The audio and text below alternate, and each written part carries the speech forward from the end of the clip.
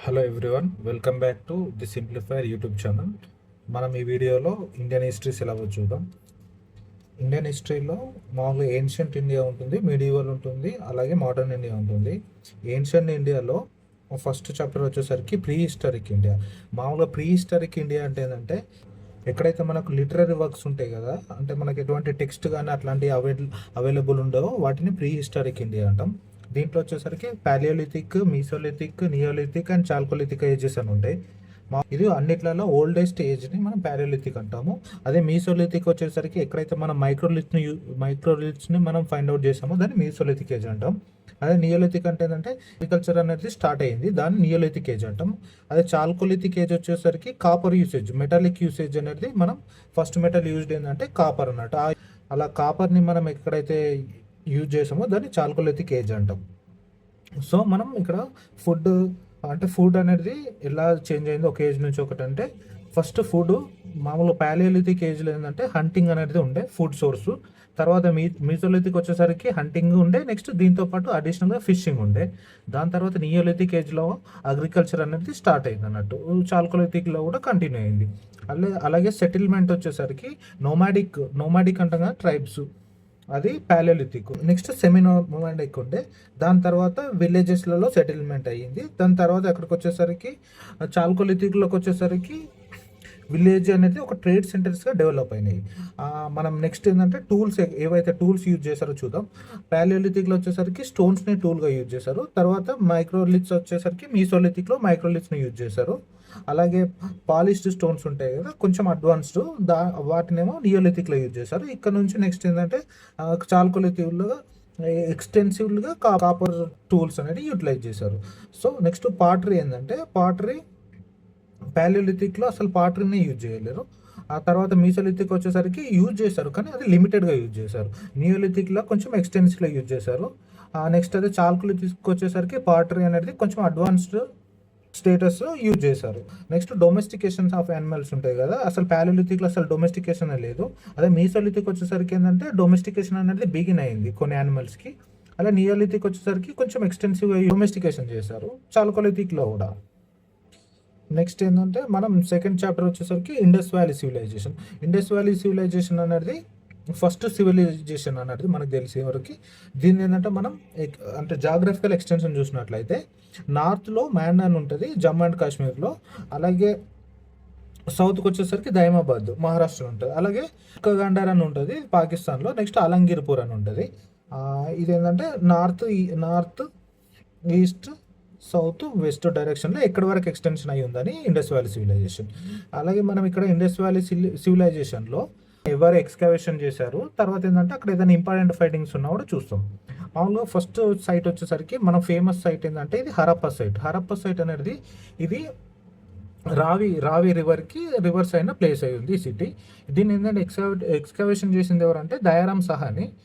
ఇక్కడ important findings ఏంటంటే granaries ఉంటాయి. గ్రానరీస్ అంటే ఏంటంటే ఇప్పుడు మనం గోడౌన్స్ అంటాం కదా, అంటే ఎక్కడైతే స్టోర్ చేస్తామో అంటే ఫుడ్ గ్రెయిన్స్ని దాన్ని గ్రానరీస్ అంటాం. ఇక్కడ సీల్ ఇన్స్క్రిప్షన్ కూడా ఇక్కడే ఫైండ్ అవుట్ అయింది. నెక్స్ట్ మొహెంజోదారో అనేది ఇండస్ రివర్ సైడ్ ఉండే. నెక్స్ట్ దీని ఏంటంటే ఎక్స్కవేషన్ ఏంటంటే ఆర్డి బెనర్జీ చేశారు.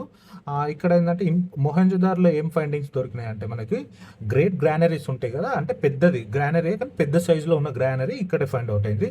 నెక్స్ట్ ఏంటంటే గ్రేట్ బాత్ అంటాం కదా, మహాస్నానం వాటికి అంటాం తెలుగులో, అది కూడా ఇక్కడే మొహెంజోదారోలో ఫైండ్ అవుట్ అయింది. అలాగే ఏంటంటే మన ఫేమస్ డాన్సింగ్ గర్ల్ ఉంటుంది కదా, బ్రాంజ్ డాన్సింగ్ గర్ల్, అది ఇక్కడే ఫైండ్ అవుట్ అయింది. నెక్స్ట్ చన్హుదారో ఉంటుంది. చన్హుదారో ఏంటంటే ఇది కూడా ఇండస్ రివర్ సైడ్ ఉంటుంది. ఇది ఏంటంటే దీని ఎక్స్కవేషన్ అనేది నార్మన్ బ్రౌన్ చేశాడు. దాని తర్వాత వచ్చేసరికి ఎన్జి మజుందర్ ఉంటాడు, అతను ఇద్దరు ఎక్స్కవేషన్ చేశారు. దీంట్లో చన్హుదార్లో ఏంటంటే సిటాడెల్ ఉంటుంది. సిటాడెల్ ఏంటంటే మన ఫోర్టిఫికేషన్ ఆఫ్ వాల్స్ ఉంటాయి కదా, దాన్ని మనం సిటాడెల్ అంటాం. ఇక సిటాడెల్ ఏంది అంటే టౌన్ ఏంటంటే అది చన్హుదారో. నెక్స్ట్ ఏంటంటే ఇక్కడ బీడ్ ఫ్యాక్టరీ ఉంటుంది. బీడ్ ఫ్యాక్టరీ అంటే ఏంటంటే బీడ్స్ ఉంటాయి కదా, మామూలుగా మనం నెక్లెసెస్ అలా యూజ్ చేస్తాం చూడు, ఆ బీడ్స్ అనేది ఫ్యాక్టరీస్ అనేది ఇక్కడ చన్హుదార్లో మనకు అంటే వాటి ట్రేసెస్ దొరికాయి అన్నట్టు. నెక్స్ట్ అలాగే లోథల్, ధోలవీరా అని ఉంటాయి. ఇవి మామూలుగా ఇవి రెండు కూడా గుజరాత్లో, ప్రజెంట్ గుజరాత్లో ఉన్నాయి. సో ఇవి రెండు ప్రజెంట్ ఇండియాలో ఉన్నట్టు. ఇదేంటంటే లోతల్ని మన ఎస్ఆర్ రావు ఎక్స్కవేషన్ చేశాడు. దీంట్లో లోతల్ ఏంటంటే డాక్ యార్డ్స్ ఉంటాయి కదా, దీన్ని సిటీ ఆఫ్ డాక్ యార్డ్స్ అంటాం. అలాగే ఏంటంటే మెరిటైమ్ ట్రేడ్ రోడ్ అంటే అంటే మెరైన్ ఓరియంటెడ్ ట్రేడ్ చేసింది ఏంటంటే లోదల్లో. అలాగే నెక్స్ట్ కాళీబంగన్ ఉంటుంది. కాళీబంగన్ అనేది రాజస్థాన్లో ఉంటుంది. దీన్ని ఎక్స్కవేషన్ అనేది ఘోష్ అనే పర్సన్ చేశాడు. ఇక్కడ కాళీబంగన్లో ఏంటంటే ఫైర్ ఆల్టర్స్, నెక్స్ట్ ఏంటంటే వుడెన్ ప్లఫ్ అనే మనకు అంటే ఇక్కడ ఈ ప్లేస్లో మనం ఫైండ్ అవుట్ చేసాం. నెక్స్ట్ ధోలవీరా ఉంటుంది. ధోలవీరా అనేది ఏంటంటే ఇక్కడ కంప్లీట్గా దీని ఏంటంటే మనం వాటర్ రిజర్వాయర్స్, నెక్స్ట్ ఏంటంటే ఇది ఒక మెయిన్ పోర్ట్ ఏరియా అన్నట్టు. దీన్ని జేపీ జోష్ అనే అతను ఎక్స్కవేటర్ చేశాడు. ఇక్కడ మనం ఏంటంటే వాటర్ రిజర్వాయర్స్, సైన్ బోర్డ్స్ ఉంటాయి కదా మనకి, అంటే రోడ్ పైన జనరల్గా ఉంటాయి కదా, అంటే టువర్డ్స్ రైట్ వెళ్ళాలి, టువర్డ్స్ లెఫ్ట్, అలా ఏంటంటే సైన్ బోర్డ్స్ ఉంటాయి కదా జనరల్గా. ఆ సైన్ బోర్డ్స్ అనేవి ఇక్కడ ధోలవీర్లో ఫైండ్ అవుట్ చేశారు. నెక్స్ట్ ఏంటంటే రాఖీగర్ అని ఉంటుంది. రాఖీగర్ అనేది ప్రజెంట్ హర్యానా స్టేట్లో ఉంటుంది ఈ సైట్. దీని ఏంటంటే మనకు ఇండియాలో ఉన్న లార్జెస్ట్ ఐవిసి సైట్ ఇదే అన్నట్టు. అంటే ఇండస్ వ్యాలీ సివిలైజేషన్ సైట్స్ ఉన్నాయి కదా, ప్రజెంట్ ఇండియాలో ఉన్న లార్జెస్ట్ అంటే సైట్ ఇదే రాఖీగర్. నెక్స్ట్ ఏంటంటే మనం ఇండస్ వ్యాలీ సివిలైజేషన్లో రిలీజియన్ చూసినట్టయితే మనకు పశుపతి మహాదేవ సీల్స్ అంటే నెక్స్ట్ మదర్ గాడెస్కి సంబంధించినవి మనకు ఫైండింగ్స్లలో దొరుకుతున్నాయి. అంటే నేచర్ని వర్షిప్ చేశారు. సో మనకి ఎక్స్కవేషన్లో జనరల్గా ఏంటంటే మనకు ఆర్కియాలజీ సర్వే ఆఫ్ ఇండియా ఉంటుంది. ఇది ఏంటంటే 1861లో దీన్ని ఏంటంటే స్టార్ట్ చేశారు. దీన్ని అంటే స్టార్ట్ చేసేటంలో మెయిన్ రోల్ ఏంటంటే అలెగ్జాండర్ కన్నింగ్హామ్ అని ఉంటాడు. ఇతను దీన్ని ఇనాగ్రేట్ చేశాడు. నెక్స్ట్ ఏంటంటే డిక్లైన్ థియరీస్ ఉంటాయి. అంటే మనకు ఇక్కడ ఇండస్ వ్యాలీ ఎలా డిక్లైన్ అయిందంటే అంటే డిఫరెంట్ పర్సన్స్ అంటే డిఫరెంట్ ఒపీనియన్స్ ఇచ్చారు. జనరల్గా అందులో మెయిన్ ఏంటంటే క్లైమేట్ చేంజ్ వల్ల కానీ, నెక్స్ట్ డ్రాట్ వల్ల కానీ అంటే డిక్లైన్ అయ్యే ఉండే ఛాన్సెస్ ఉందని. నెక్స్ట్ ఏంటంటే drying of reverse, certain reverse ఉంటాయి కదా, ఆ రివర్స్ డ్రైయింగ్ అవ్వడం వల్ల అక్కడ ఉన్న అంటే సివిలైజేషన్ అనేది డిక్రీజ్ అయిందని, అంటే డిక్లైన్ అయిందని చెప్తారు. అలాగే ఏంటంటే నేచురల్ డిజాస్టర్స్ వల్ల కూడా డిక్లైన్ అయ్యి ఉంటుందని ఎస్టిమేట్ చేశారు.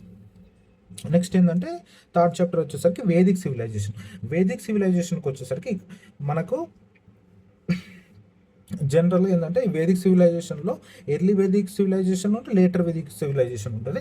అంటే ఇక్కడ నుంచి ఇక్కడికి మనకి ఏంటంటే సోషియో ఎకనామిక్ ఫ్యాక్టర్స్ కానీ కల్చరల్ ప్యాటర్న్స్ కానీ ఎలా చేంజ్ అయ్యాయి అనేది మేజర్గా మనం అబ్జర్వ్ చేయాల్సి ఉంటుంది.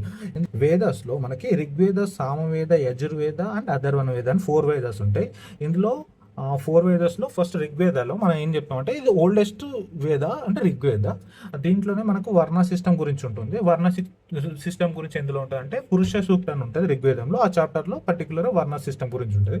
వర్ణ సిస్టమ్ అంటే జనరల్గా అంటాం కదా బ్రాహ్మ, క్షత్రియ, వైశ్య, శూద్ర అని. అంటే ఈ ఫోర్ ఫోల్డ్ అనేది ఈ క్లాసిఫికేషన్ అనేది వర్ణ సిస్టమ్ అంటాం.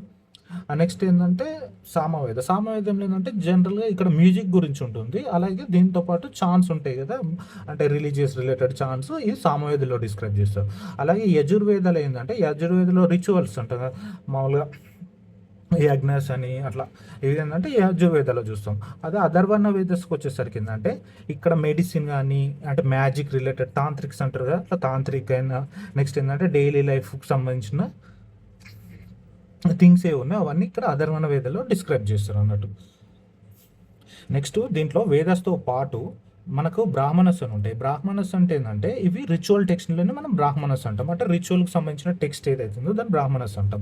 అలాగే అరణ్యకస్ అని ఉంటాయి. అరణ్య అంటే జనరల్గా మనకు తెలుసు, అరణ్య అంటే ఏంటంటే ఫారెస్ట్ని మనం అరణ్య అంటాం. అరణ్యకస్ అంటే ఫారెస్ట్ బుక్స్ని అరణ్యకస్ అంటాం. ఉపనిషత్స్ని ఏమంటారు వేదాంతస్ అని అంటాం. మనకు ఉపనిషత్స్ అనేది 108 ఉపనిషత్స్ ఉంటాయి.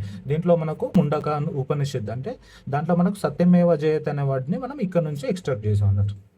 నెక్స్ట్ సోషల్ స్ట్రక్చర్ ఉంటుంది. సోషల్ స్ట్రక్చర్ అంటే మేజర్గా వీళ్ళు వర్ణ సిస్టమ్ అంటే ఇక్కడనే ఇవాల్వ్ అయింది అన్నట్టు.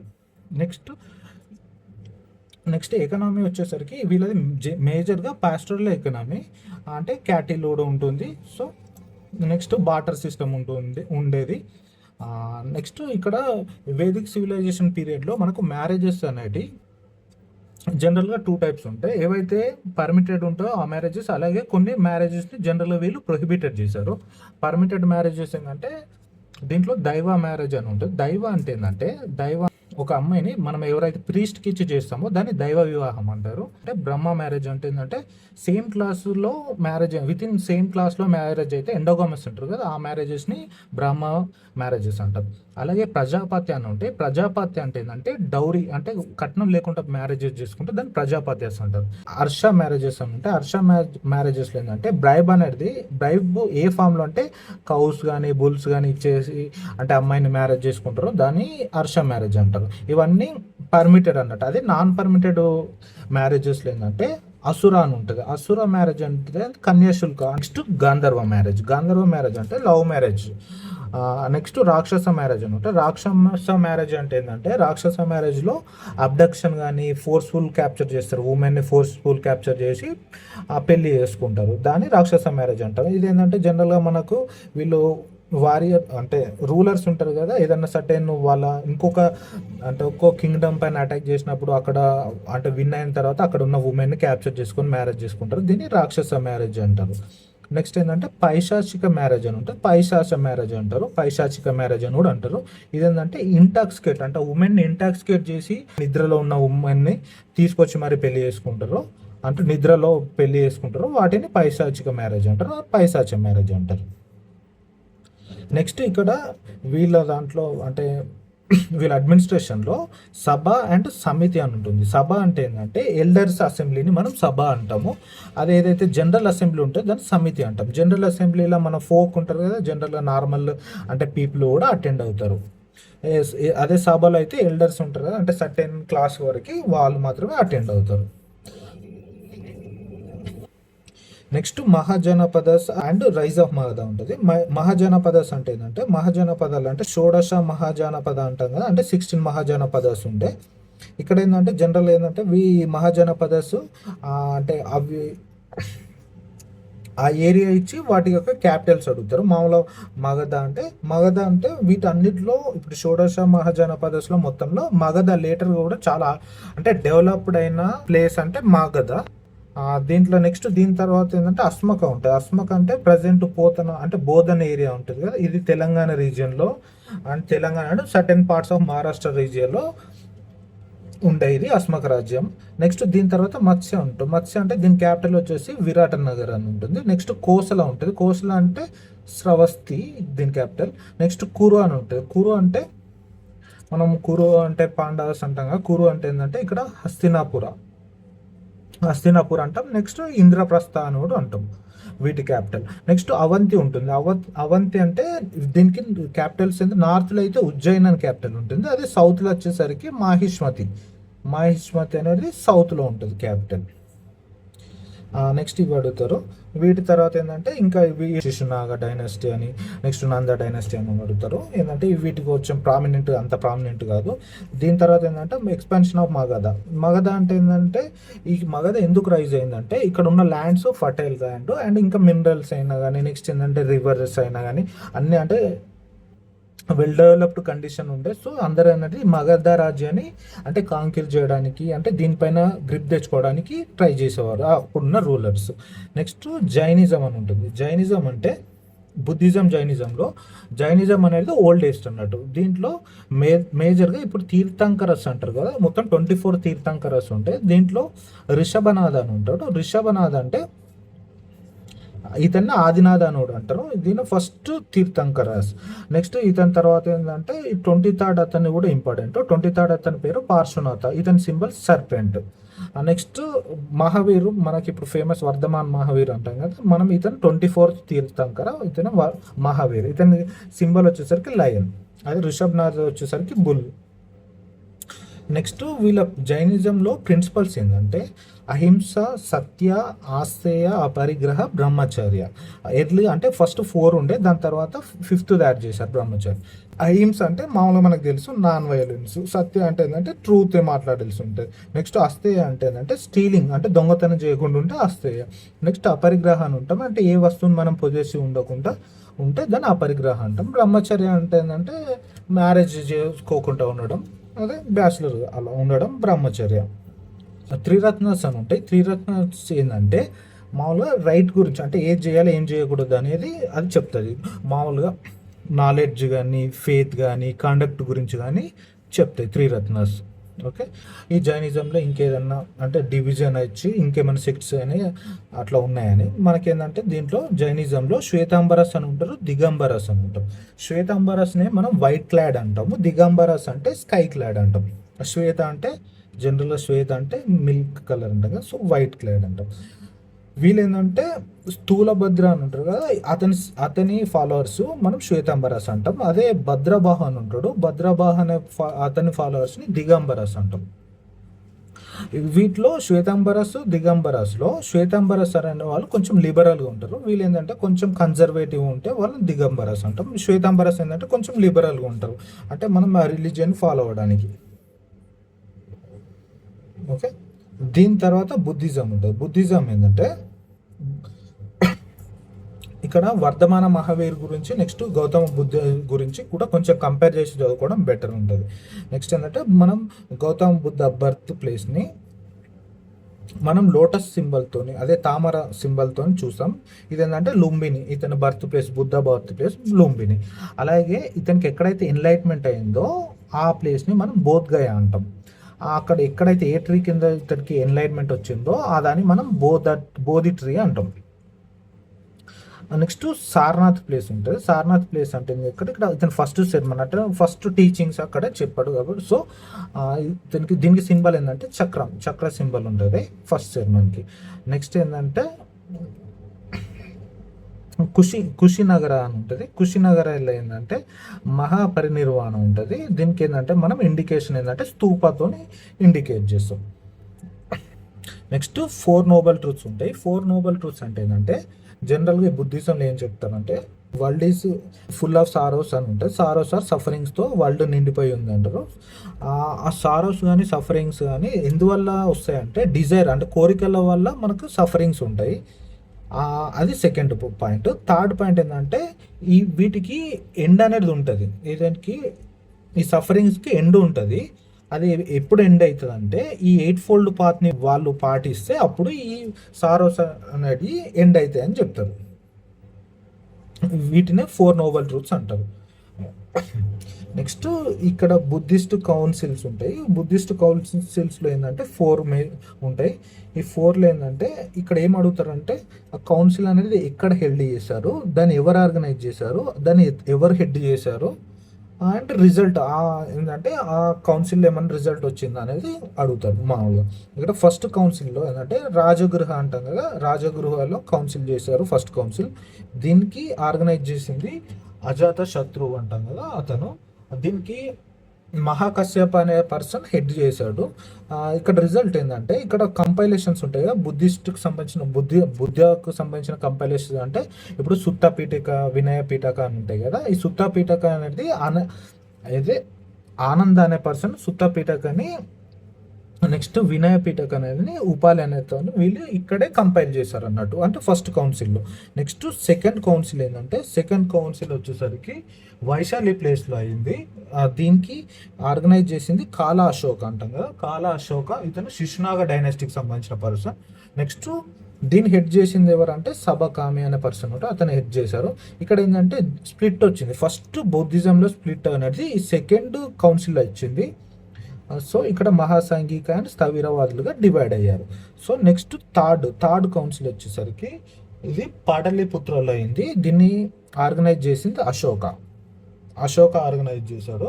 మొగలిపుత్ర హెడ్ చేశాడు. నెక్స్ట్ ఏంటంటే దీంట్లో అంటే బుద్ధిజం స్ప్రెడ్ చేయడానికి వీళ్ళు ట్రై చేశారు అన్నట్టు ఈ థర్డ్ కౌన్సిల్తో. నెక్స్ట్ అంటే వీళ్ళ మేజర్ ఫోకస్ అనేది ఈ థర్డ్ కౌన్సిల్లో బుద్ధిజాన్ని స్ప్రెడ్ చేయడం గురించి ఉంది. నెక్స్ట్ ఏంటంటే ఫోర్త్ కౌన్సిల్ వచ్చేసరికి కాశ్మీర్లో అయింది. ఇది కాశ్మీర్. నెక్స్ట్ దీన్ని హెడ్ చేసి ఆర్గనైజ్ చేసింది ఎవరంటే కనిష్కుడు. నెక్స్ట్ ఈ ఫోర్త్ కౌన్సిల్లో ఏంటంటే మళ్ళీ అంటే సెకండ్ టైం బుద్ధిజం స్ప్లిట్ అయింది మహాయాన హీనయానగా. మహాయాన అంటే గ్రేటర్ వెహికల్, హీనయాన అంటే లెస్సర్ వెహికల్. నెక్స్ట్ ఇక్కడ మళ్ళీ ఇచ్చారు ఇక్కడ సెక్ట్స్ అంటే ఇక్కడ మహాయాన హీనయాన ఉంటుంది. ఇది గ్రేటర్ వెహికల్, హీనయాన అంటే లెస్సర్ వెహికల్ అంటాము. ఈ హీనయాన అనేది కొంచెం రియలిస్టిక్గా ఉంటుంది, అంటే మనం అంటే వాటిని పాటించడానికి కొంచెం ఫీజిబుల్ ఉంటుంది. ఇది ఏంటంటే హీనయాన అంటే అశోకుడు ఉంటాడు కదా, అశోకుడు అంటే అతను ఎంకరేజ్ చేసింది ఏంటంటే ఈ హీనయానని అతను ఫాలో అయ్యాడు. మహాయాన అంటే ఇది కొంచెం ఐడియల్ కండిషన్స్ ఉంటాయి, అంటే కొంచెం ప్రాక్టికల్గా ఇంపాసిబుల్, అంటే ఇంపాసిబుల్ కాదు కొంచెం డిఫికల్ట్గా ఉంటాయి ఈ మహాయాన సెక్ట్లో. నెక్స్ట్ స్ప్రెడ్ ఆఫ్ బుద్ధిజం ఉంటుంది కదా, స్ప్రెడ్ ఆఫ్ బుద్ధిజంలో ఎందుకు బుద్ధిజం అనేది ఎక్కువ స్ప్రెడ్ అయింది కంపారేటివ్ టు జైనిజం అంటే, బుద్ధిజంలో మనకి ఇక్కడ ఎవరైతే రూలర్స్ ఉంటారో ఆ రూలర్స్ అనేది దీన్ని ప్యాటర్నైజ్ చేశారు. అంటే ఏంటంటే రూలర్సే పాటించారు ఈ రిలీజియన్. సో ఆ రూలర్స్ పాటిస్తే అటు ఆబ్వియస్లీ అక్కడ ఉన్న పీపుల్ కూడా ఆల్వేస్ పాటిస్తారు. సో ఏంటంటే ఇది కొంచెం అందుకే ఎక్కువ స్ప్రెడ్ అయింది. Next Sri Lanka, China, Tibet, south and central ఏషియాలో బుద్ధిజం అనేది ఎక్కువ స్ప్రెడ్ అయింది. ఓకేనా. నెక్స్ట్ మనకు బుద్ధిజం జైనిజంలో ఒకటి ఏంటంటే బుద్ధిజం వర్సెస్ జైనిజం అనేది కూడా కొంచెం ఇంపార్టెంట్. బుద్ధిజం వర్సెస్ జైనిజం ఏంటంటే బుద్ధిజం మామూలుగా వీళ్ళు మిడిల్ పాత్ ఫాలో అవుతారు. నెక్స్ట్ జైనిజం వచ్చేసరికి వీళ్ళు ఎక్స్ట్రీమ్ పాత్ని ఫాలో అవుతారు. అంటే కొంచెం ఏంటంటే ఇవి కొంచెం డిఫికల్ట్గా ఉంటాయి, అంటే మిడిల్ పాత్ అనేది కొంచెం అంటే ఈజీగా ఉంటాయి ఫాలో అవడానికి. ఏంటంటే ఇది కాంప్లెక్సిటీ, జైనిజంలో కాంప్లెక్సిటీ ఎక్కువ ఉంటుంది. సో బుద్ధిజం అనేది సింపుల్ టు ఫాలో అన్నట్టు.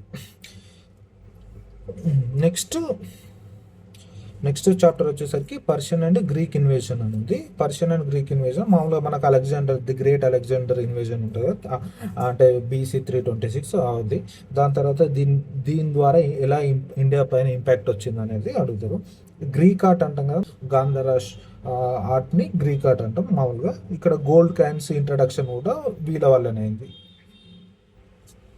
నెక్స్ట్ మౌర్యన్ ఎంపైర్ అంటే ఇక్కడ మనకి చంద్రగుప్త మౌర్య ఉంటాడు, ఇతనే ఫౌండర్ ఆఫ్ మౌర్యన్ ఎంపైర్ని చంద్రగుప్త మౌర్య అంటాం. మనకి నెక్స్ట్ ఇతని తర్వాత బిందుసార ఉంటాడు. బిందుసార అంటే ఇతను అశోక ఫాదరు, ఇతనే అజీవిక అనే రిలీజియన్ని ఎస్టాబ్లిష్ చేశాడు, అతను బిందుసార. నెక్స్ట్ అశోక అనే పర్సన్ BC 261 ఎప్పుడైతే మనకి డౌలీ దగ్గర కళింగ వార్ అన్నది అయిందో అప్పటి వరకు ఇతను ఒక నార్మల్ రూలరే. ఎప్పుడైతే ఈ వార్ అయిన తర్వాత ఇతను అసలు అంటే what is the essence of అంటే హ్యూమన్ లైఫ్ అనేది, అంటే అప్పుడు ఈ వార్ తర్వాత అతను రియలైజ్ అయ్యాడు. సో ఈ వార్కి అంత ఇంపార్టెన్స్ ఉంటుంది. సో బిఫోర్ దిస్ ఏమంటారు కళింగ వార్, అశోకుడు అంటే బిఫోర్ ఆఫ్టర్ కళింగ వార్ అని డిఫరెంట్ చేయొచ్చు.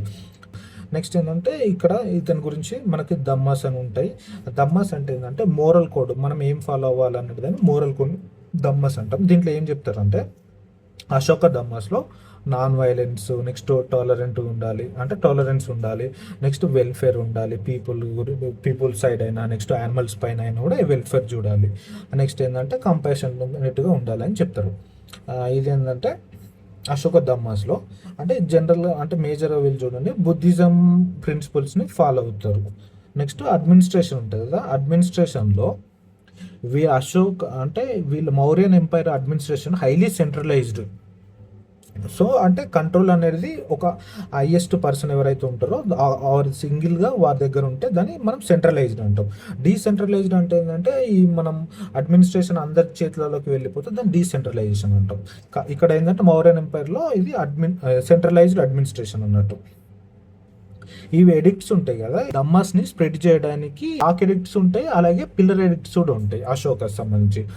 నెక్స్ట్ ఈ ఎడిక్ట్స్ అనేది లాంగ్వేజెస్ అంటే ఇక్కడ ప్రాకృతిలో ఉంటాయి కొన్ని. ప్రాకృతి అంటే ఏంటంటే దీనే బ్రహ్మీ స్క్రిప్ట్ అంటాం. బ్రహ్మీ స్క్రిప్ట్ అంటే ఇది అంటే మనం జనరల్గా రాస్తాం కదా, లెఫ్ట్ టు రైట్ సైడ్ రాయడం మనం బ్రహ్మీ లిపి అంటాం. ఇప్పుడు మనం తెలుగు లెఫ్ట్ నుంచి స్టార్ట్ చేసి రైట్ సైడ్ వెళ్తాం కదా, ఇట్లా దీన్ని బ్రహ్మీ స్క్రిప్ట్ అంటాం.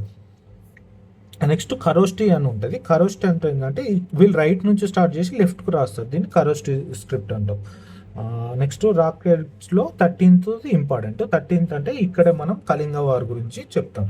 నెక్స్ట్ ఏంటంటే స్తూపాస్ ఉంటాయి. స్తూపాస్లో ఏంటంటే సాంచి స్తూప ఉంటుంది. సాంచి స్తూప ఏంటంటే ఇది కంప్లీట్గా మేడప్ ఆఫ్ బ్రిక్స్ అన్నట్టు, బ్రిక్స్. నెక్స్ట్ ఏంటంటే ఇది స్తూపాస్లలో ఇప్పుడు ఇండియాలో ఉన్న దాంట్లో బిగ్గెస్ట్ స్తూప అంటే సాంచి స్తూప. నెక్స్ట్ సారనాథ్ స్తూప అని ఉంటుంది. దీనికి ఇంపార్టెన్స్ ఏంటంటే మన నేషనల్ ఎంబ్లమ్ ఉంటుంది కదా, అది మనం తీసుకుంది ఇక్కడ సారనాథ్ స్తూప నుంచి. నెక్స్ట్ అర్థశాస్త్రం ఉంటుంది. కౌటిల్య అనే పర్సన్ అర్థశాస్త్రం రాస్తారు. చాణక్య అని కూడా అంటాం కదా, అర్థశాస్త్రం. ఇది ఏంటంటే వీళ్ళ అడ్మినిస్ట్రేషన్ సంబంధించి వీళ్ళ. నెక్స్ట్ రాక్ ఎడిక్ట్స్లో మేజర్ రాక్ ఎడిక్ట్స్ అని ఉంటాయి, నెక్స్ట్ మైనర్ రాక్ ఎడిక్ట్స్ అని ఉంటాయి. మేజర్ రాక్ ఎడిక్ట్స్ అంటే ఇది దమ్మాస్ అండ్ వెల్ఫేర్ గురించి చెప్తే మేజర్ రాక్ ఎడిక్ట్స్ అంటాం. మైనర్ అంటే ఏంటంటే వీళ్ళు మోరల్ టీచింగ్స్ కానీ వాళ్ళ అడ్మినిస్ట్రేషన్ ఎలా ఉందని చెప్తే దాన్ని మైనర్ రాక్ ఎడిక్ట్స్ అంటాం. నెక్స్ట్ వీళ్ళ మౌర్య పీరియడ్లో వచ్చేసరికి ఇంపార్టెంట్ బుక్స్ ఏంటంటే ఇండికా అని ఉంటుంది. వీళ్ళ మౌర్యన్ అడ్మినిస్ట్రేషన్ గురించి చెప్తే ఇది ఏంటంటే మెగస్తనీస్ రాశాడు ఈ బుక్ని, మెగస్తనీస్. నెక్స్ట్ ముద్ర రాక్షస్ అని ఉంటుంది. విశాఖ దత్త ఉంటాడు. విశాఖ దత్త అనే పర్సన్ బుక్ ముద్ర రాక్షస్ ఉంటుంది. ఇది సాంస్క్రిట్ బుక్. నెక్స్ట్ రాజతరంగిణి అని ఉంటుంది. కల్హన అనే పర్సన్ రాస్తాడు. ఈ బుక్స్ ఇంపార్టెంట్. నెక్స్ట్ ఏంటంటే వీళ్ళ ఆర్ట్ అండ్ ఆర్కిటెక్చర్ మౌర్యన్స్ పీరియడ్లో వీళ్ళు గాంధార అంటే ఆర్ట్ని ఫాలో అయ్యారు. వీళ్ళ ఆర్కిటెక్చర్ జనరల్ ఏంటంటే స్తూపాస్ ఉంటాయి, ఎడిక్ట్స్ ఉంటాయి. సో నెక్స్ట్ మౌర్యస్ తర్వాత పోస్ట్ మౌర్య పీరియడ్లో ఇండియాకి మేజర్గా ఇండో గ్రీక్స్, షకాస్, పార్థియన్స్ వీళ్ళు రూల్ చేశారు. ఇండో గ్రీక్స్లో గొప్ప అంటే మెయిన్ గొప్పవాడు ఎవరంటే మెనండర్ అని ఉంటాడు. మెనండర్ ఇతను మిలిందా అని కూడా అంటారు. మనకు ఆచార్య నాగార్జున ఉంటారు కదా, ఆచార్య నాగార్జున అండ్ ఈ మిలిందా వీళ్ళిద్దరి మధ్యలో కన్వర్జేషన్ని ఈ మిలిందా పన్హో అనే బుక్లో ఉంటాయి. ఎవరు? నాగార్జున అండ్ మినండర్ సంబంధించిన వీళ్ళ కన్వర్జేషన్స్ ఈ బుక్లో ఉంటాయి. నెక్స్ట్ షకాస్ అని ఉంటాయి. షకాస్ అంటే రుద్రదమన అని ఉంటాయి. జునాగఢ్ ఇన్స్క్రిప్షన్ వేసింది. ఈ రుద్రదమన వన్ గురించి చెప్తారు అన్నట్టు. ఇది జునాగఢ్ ఇన్స్క్రిప్షన్. నెక్స్ట్ శాకలలో ఇతను గొప్పవాడు అన్నట్టు. నెక్స్ట్ పార్థియన్స్ ఉంటారు. పార్థియన్స్లో గోండా ఫైర్స్ అని ఉంటాడు. ఇతను ఇంపార్టెంట్ అన్నట్టు, కొంచెం ప్రామినెంట్ లీడర్ అంటే రూలర్ అన్నట్టు. కుషనాస్లో కనిష్క అని ఉంటాడు కదా, కనిష్క ఇతను ఇంపార్టెంట్. కనిష్క ఓకేనా. కనిష్కాస్ ఏంటంటే మామూలుగా ఇతని క్యాపిటల్ అంటే పురుషాపుర అంటే ఇప్పుడు ప్రజెంట్ పేషావర్ ఉంటుంది కదా పాకిస్తాన్లో పేషావర్, ఆ పురుషాపుర అనే క్యాపిటల్ చేసుకొని కనిష్క రూల్ చేశాడు. ఇతని పీరియడ్లో అంటే చాలా ఎక్స్టెంట్ వరకు అంటే ఏరియాలో ఇతను రూల్ చేశాడు. నెక్స్ట్ గాంధార ఆర్ట్ అంటే గ్రీక్స్ ప్లస్ ఇండియన్ ఆర్ట్ అంటే ఆర్ట్ స్టైల్లో అంటే మిక్స్ అంటాం కదా, blending of Greek and Indian art style ఏమంటాం అంటే గాంధార ఆర్ట్ అంటాం. నెక్స్ట్ సిల్క్ రూట్ అని ఉంటుంది. సిల్క్ రూట్ అంటే ఏంటంటే ఇది మామూలుగా మన ఏషియా నుంచి ఇట్లా యూరప్ వరకు రూట్ ఉంటుంది కదా, అంటే మేజర్గా ట్రేడ్ ఉంటుంది కదా. ఏన్షియంట్ పీరియడ్లో మేజర్గా ట్రేడ్ అనేది ఈ రూట్ ద్వారా అయింది. సో సిల్క్ రూట్ అంటాం దీన్ని. నెక్స్ట్ గుప్తా ఎంపైర్లో చంద్రగుప్త వన్ అనే పర్సన్ ఇతను ఫౌండరు. నెక్స్ట్ ఏంటంటే ఇతనికి ఒక టైటిల్ ఉంటుంది, Maharajadhiraja. Next Samudragupta second person, entire గుప్తాస్లో గ్రేటెస్ట్ కాంకిరర్ అన్నమాట. అందుకే ఇతను ఏమంటారు అంటే ఇండియన్ నెపోలియన్ అంటారు. సో నెక్స్ట్ ఏంటంటే ఇతను సముద్రగుప్తుని గురించి అలహాబాద్ పిల్లర్ ఇన్స్క్రిప్షన్ డిస్క్రైబ్ చేస్తుంది. ఓకేనా, ఈ సెల్ఫ్ మ్యూజిషియన్ కూడా. నెక్స్ట్ ఏంటంటే చంద్రగుప్త టూ పీరియడ్నే మనం ఏమంటాం అంటే ఈ లిటరేచర్ ఉంటుంది. లిటరేచర్కి మేజర్గా చంద్రగుప్త టూ అనే పర్సన్ పీరియడ్లో ఎక్కువ ఈ లిటరేచర్ అనేది డెవలప్ అయింది అన్నట్టు. ఇతనికి ఉన్న టైటిల్ ఏంటంటే చంద్రగుప్త టూకి విక్రమాదిత్య అనే బిరుదు ఉంటుంది. నెక్స్ట్ ఏంటంటే ప్రాస్పరిటీ అండ్ కల్చరల్ గ్రోత్ ఉంటుంది ఈయన పీరియడ్లోనే. ఓకేనా, చంద్రగుప్త టూ పీరియడ్లోనే నవరత్నాస్ అని ఉంటారు. నవరత్నాస్ అంటే మామూలుగా కాళిదాస, వరాహమిహిర, అమరసింహ ఇట్లా నవరత్న అంటే 9 మంది కవులు తన ఆస్థానంలో ఉండేవాళ్ళు అన్నట్టు. నెక్స్ట్ ఏంటంటే ఎపిక్స్ ఉంటాయి కదా, మన ఫేమస్ ఎపిక్స్ ఉంటాయి కదా, ఏవి రామాయణ, నెక్స్ట్ మహాభారత ఈ ఎపిక్స్ చంద్రగుప్త టూ పీరియడ్లోనే ఈ రామాయణ మహాభారతాలు రాశారు అన్నట్టు. నెక్స్ట్ ఏంటంటే వీళ్ళ ఎకానమీ వచ్చేసరికి గోల్డ్ కాయిన్ యూసేజ్ అనేది దినార్స్ ఉండే. నెక్స్ట్ ఏంటంటే గిల్డ్స్ కూడా ఉండే. సొసైటీ పరంగా చూస్తే మాత్రం సర్టెన్ క్లాసెస్ ఉంటాయి కదా వర్ణ సిస్టంలో. నెక్స్ట్ ఉమెన్ ఉంటారు కదా, ఉమెన్కి. నెక్స్ట్ శూద్రస్కి ఇక్కడ సొసైటీలో అనేది అంటే చాలా తక్కువ పొజిషన్ ఇచ్చారు అన్నట్టు. సో ఎందుకంటే ఇక్కడ రిజిడ్ వర్ణ సిస్టమ్ ఫాలో అయ్యారు. నెక్స్ట్ ఏంటంటే డిక్లైన్డ్ స్టేటస్, ఉమెన్ అంతకుముందు ఉన్న స్టేటస్ కంటే వీళ్ళ ఉమెన్ స్టేటస్ అనేది తగ్గిపోయింది. ఓకేనా. సొసైటీ గురించి ఇక్కడ మనకి అంటే అక్కడ సతీ ప్రివేల్ అయిందండి. అంటే అంటే ప్రాక్టీస్ ఆఫ్ సతీ ఉందని మనకు ఇరాన్ ఇన్స్క్రిప్షన్ అని ఉంటుంది. ఇరాన్ ఇన్స్క్రిప్షన్ అనేది చెప్తుంది ఏంటంటే సతీ ప్రాక్టీస్ అనేది ప్రివేల్ అయిందని గుప్తా పీరియడ్లో. ఈ ఇరాన్ ఇన్స్క్రిప్షన్ అనేది బాణ గుప్తా అతని పర్సన్ ఈ ఇన్స్క్రిప్షన్ వేయించాడు అన్నట్టు. నెక్స్ట్ ఏంటంటే ఈ అంటే సొసైటీ పరంగా కొంచెం అంటే డిస్క్రిమినేషన్ ఉన్నా కూడా ఈ గుప్తా పీరియడ్ని మనం గోల్డెన్ ఏజ్ అంటాం. ఎందుకంటే art, literature, science and culture అనేది చాలా డెవలప్ అయింది అన్నట్టు ఈ పీరియడ్లో. వీళ్ళ పీరియడ్లో సైన్స్ ఎలా డెవలప్ అయిందంటే మామూలుగా ఆర్యభట్ట అనే పర్సన్ వీళ్ళ టైంలో నుండి జీరోని ఇన్వెంట్ చేశాడు. నెక్స్ట్ వరాహమిహిర ఉంటాడు కదా, ఇతను బృహత్ సంహిత అనేది రాశాడు. ఇదేంటంటే మనకు బ్రహ్మగుప్త అని ఉంటుంది. బ్రహ్మగుప్త అంటే ఇతను మ్యాథ్స్ గురించి. నెక్స్ట్ సైన్స్, లిటరేచర్ అంటే సాంస్క్రిట్ అనేది ఈ పీరియడ్లో గుప్తాస్ పీరియడ్ అంటే ఇంపార్టెన్స్ ఇచ్చారు సాంస్క్రిట్కి చంద్రగుప్త 2 పీరియడ్లో. అందులో లిటరేచర్లో మెయిన్ ఏంటంటే కాళిదాసుకు సంబంధించి అభిజ్ఞాన శాకుంతలం, మేఘదూతం, రఘువంశం అని ఉంటాయి కదా ఆ బుక్స్ కాళిదాసు రాసాయి. నెక్స్ట్ ఏంటంటే విశాఖ దత్త ఉంటాయి. విశాఖ దత్తది ముద్ర రాక్షసం అనే బుక్స్ ఉంటాయి. ఇవి ఇంపార్టెంట్. ఇంకా ఇందాక ఒకటి ఏంటంటే గుప్తా పీరియడ్లో ఫాహియన్ అనే చైనీస్ ట్రావెలర్ ఉంటారు కదా, ఫాహియన్ అనే పర్సన్ చైనీస్ ట్రావెలర్ ఈ గుప్తా పీరియడ్లో అంటే దట్టు చంద్రగుప్త 2 పీరియడ్ టైంలో అంటే విజిట్ చేశాడు అన్నట్టు గుప్తా ఎంపైర్ని.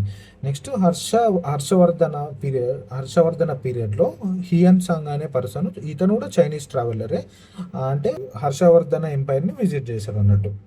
ఇది హర్షవర్ధన అనే పర్సన్ పుష్యభూతి డైనాస్టిక్ చెందిన పర్సన్ అన్నట్టు.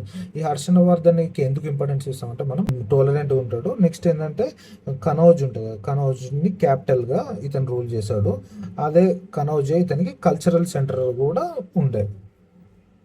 Next administration, religion, next cultural development. Religion ఏంటంటే ఇతను మహాయాన బుద్ధిజాన్ని ఫాలో అయ్యాడు, ఎవరు హర్షవర్ధన్. అదే హీనయాన బుద్ధిజాన్ని ఎవరు ఫాలో అయ్యారంటే అశోకుడు. నెక్స్ట్ లిటరేచర్లో వచ్చేసరికి ఇతను అంటే ఇతనే పోయేట్ అన్నట్టు హర్షవర్ధన. ఇతను రాసిన బుక్స్ ఏంటంటే నాగనంద, రత్నావళి, ప్రియదర్శిక అనే బుక్స్ని రాశాడు హర్షవర్ధన. నెక్స్ట్ హర్ష చరిత్ర అని ఉంటుంది. హర్ష చరిత్ర అంటే దీన్ని రాసింది ఎవరంటే బాణభట్ట అనే హర్ష చరిత్ర రాశాడు. నెక్స్ట్ ఇతను బాణభట్ట రాసిన ఇంకో బుక్ ఏంటంటే కాదంబరి.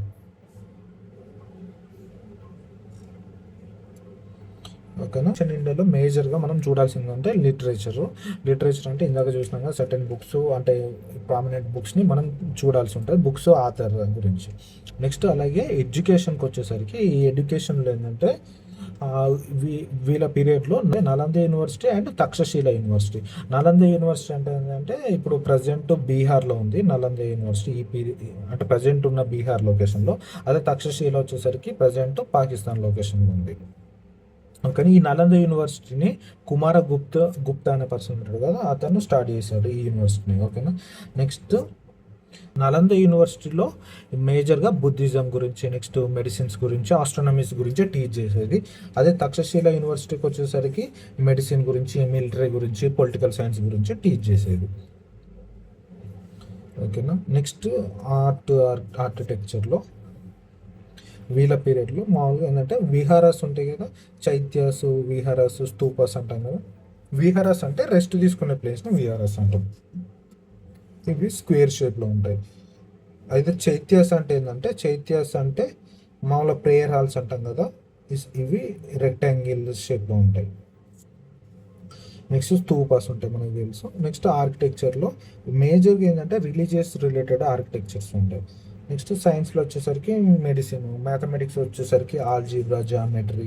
నెక్స్ట్ ఆస్ట్రానమీకి వచ్చేసరికి ఇందులో చాలా అడ్వాన్స్మెంట్స్ స్టార్ట్ అయ్యాయి. వరాహమిహిర ఉంటాడు కదా అతను ఆస్ట్రానమీకి రిలేటెడ్.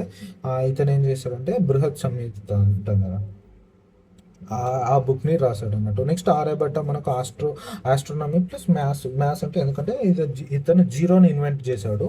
ఆర్యభట్ట అంటే జీరోని ఇన్వెంట్ చేశాడు. నెక్స్ట్ సుశ్రుత ఉంటాడు. సుశ్రుత అంటే ఇతను ఒక ఫిజిషియన్. ఏంటంటే మెడిసిన్.